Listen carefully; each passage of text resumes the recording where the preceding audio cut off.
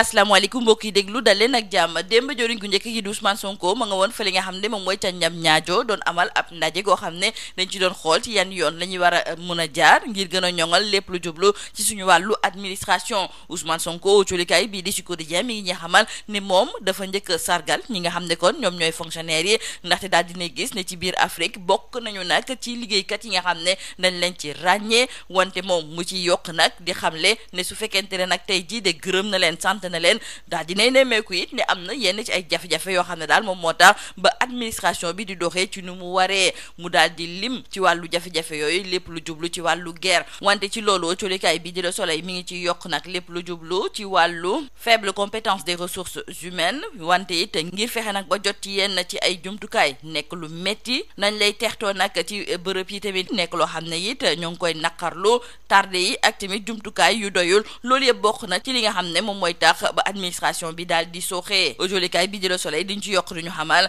ne askan wi ñoom ci seen bopp ñi nga xam ne ñoom ñooy faral di jëfandikoo lépp lu jublu ci wàllu administration ñoom ñoo daal di lim jafe-jafe yooyu nga xam ne ñoo ngi ko fay jànkonteel wante jafe-jafe yi yemul foofu ndaxte bu ñu sukkandikoo ci ay kàddu ki nga xam ne de moom mooy Ousmane Sonko moom daal dinay xamal ñi nga xam ne de ñoom ñooy fonctionnaires yi ne dañoo war a gën a mën a liggéey ngir fexe rek ba lépp loo xam ne tey jii nit ñi daal dinañuy gis ne moom mooy tax ba liggéey bi sooxee ñu jël ko teg ko fële kay bii di Walf Quotidien di ñëwaat tamit ci wàllu surfacturation ak tamit lii nga xam ne moom mooy guerre bi dugg bu baax a baax ci biir administration wante Ousmane Sonko colikaay bi di Le Quotidien mi ngi ñuy xamal ne daal dina ŋaññ yenn ci ay fonctionnaires yoo xam ne dañoo gis ne ñoom dañoo am xaalis ba ñuy wax sax ne ay milliardaires la ñu wala boog ay multimillionnaires Ousmane Sonko ne mënoo nekk fonctionnaire ba pare am koppar gu toll noonu ay kàddu Ousmane Sonko colikaay bii di Vox Populi moom la daal di xëyee colikaay bii di Rewmi Quotidien di xamle kon ne Ousmane Sonko ma ngay tëkku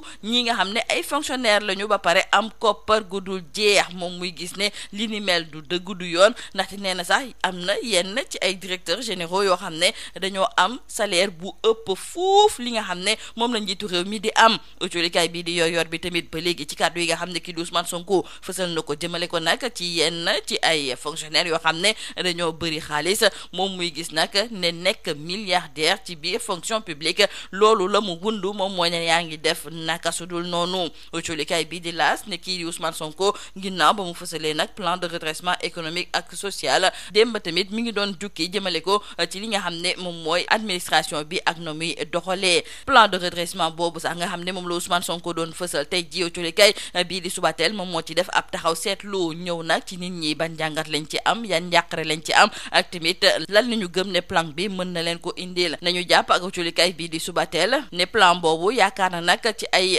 poñ yu bëri ngir mun a am koppar gi nga xam ne moom mooy tax ñu daal di koy doxalee ci ni mu waree wante ci utum koppar googu nag mun nañu dem ba mu daal di sonal yenn ci ay kërub liggéeykaay wala boog yenn ci ay askan fi nga xam ne moom mooy ci biir réew mi ndaxte lépp lu jublu ci wàllu fiscalité dafa mel ni nag ne dañu ko yokk bu baax a baax rax ci dolli ñàkk waxtaan bi nga xam ne nag defuñu ko bu baax a baax ak ñi nekk ci biir secteur privé ak jël waa FMI teg leen fële ndax loolu du gàllankoor plan bi looloo colikaay bii di Subatel di laajte jeexalee ko nag ak jafe-jafe yu tar yi nga xam ne moom la ñu nemmeeku ci dëkk yi nekk ca Jolof ak tamit ca Ñambuur colikaay bii di Tribune mi ngi ñuy xamal ne foofu de dafa mel ni ne béykat yi ñu ngi ci ay jafe-jafe ndaxte nawet bi dafa naawee wet nañ ko doon xaaree nag ci biir diwaan yooyu taweewu fa noonu loolu moom moo tax ba jur gi ñu ngi ci ay jafe-jafe ñi nga xam ne ñoom ñooy béykat yi seen sàq yi dara nekk gu ci te fu mu nekk nii ba léegi ña ngay toog di xaar taw yi lii moo nekkoon boxtulikat yi li gën a fës ci biir ëcculikaay yi ñu leen di ñaanal njeexte lu bës ak jom.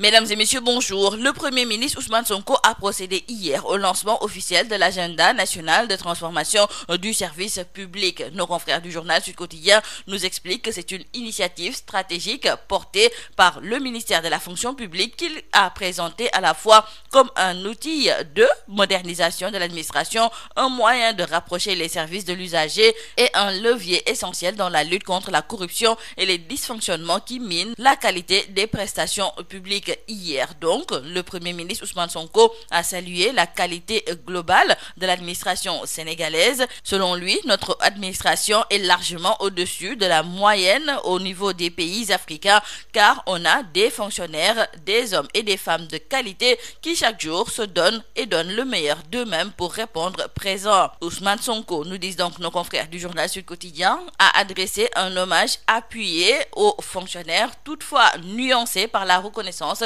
de quelques problèmes structurels auxquels le gouvernement entend s'attaquer, et parmi ces problèmes, la corruption reste un fléau. Et mis à part la corruption, nos confrères du quotidien Le Soleil décrivent que d'autres lacunes majeures ont été identifiées dans l'administration sénégalaise, telles que la faible compétence des ressources humaines, l'accès difficile aux services, l'absence d'accueil professionnel, les retards et le manque d'infrastructures. Il faut aussi signaler que ces contraintes ont aussi été décriées par les usagers. Et par rapport à ces difficultés énumérées aussi par nos confrères du journal Walf Quotidien, à savoir l'inaccessibilité, la corruption, les surfacturations et le clientélisme, le Premier ministre Ousmane Sonko a encore chargé les fonctionnaires. D'ailleurs, dans le journal Le Quotidien, nos confrères nous rapportent les propos du Premier ministre qui a carrément fait savoir qu'un fonctionnaire ne peut être multimillionnaire. Sonko met en garde les fonctionnaires milliardaires. C'est d'ailleurs le titre qui barre la une du journal Rewmi Quotidien. À en croire le Premier ministre, on ne peut pas être milliardaire en tant que fonctionnaire. Et il ajoute que c'est une aberration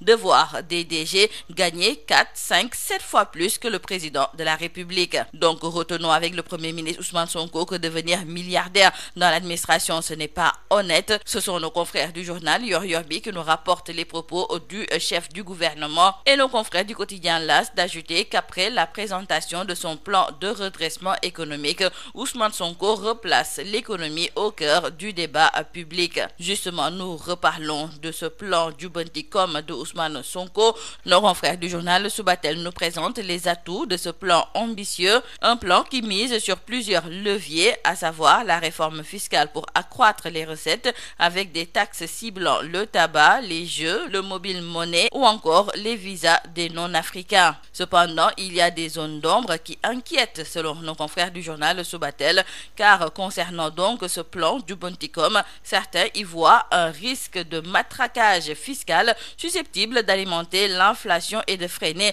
l'investissement privé. Et de plus, l'absence de dialogue approfondi avec le secteur privé et la mise à l'écart du FMI soulèvent des interrogations sur la résilience du pays face aux chocs économiques. Grève des travailleurs de la justice dans le journal Vox Populi. Nos confrères nous font savoir que le Conseil de l'ordre des avocats dénonce les conséquences jugées très graves, car selon l'ordre, cette situation paralyse le fonctionnement du service public de la justice et porte gravement atteinte aux droits de ses usagers ainsi qu'à l'activité de nombreux autres services et secteurs d'activité. Nous parlons à présent avec nos confrères du journal Tribune de la situation catastrophique dans le Jolof et au Niambour, avec ces pluies qui sont devenues rares dans ces zones et les greniers sont vides. Le bétail vit des moments très difficiles dans cette partie du pays, des paysans aux greniers vides qui n'ont pas encore semé faute de pluie. L'inquiétude est grande chez ces paysans qui sont toujours au chômage. C'est tout à vos journaux et très bonne lecture.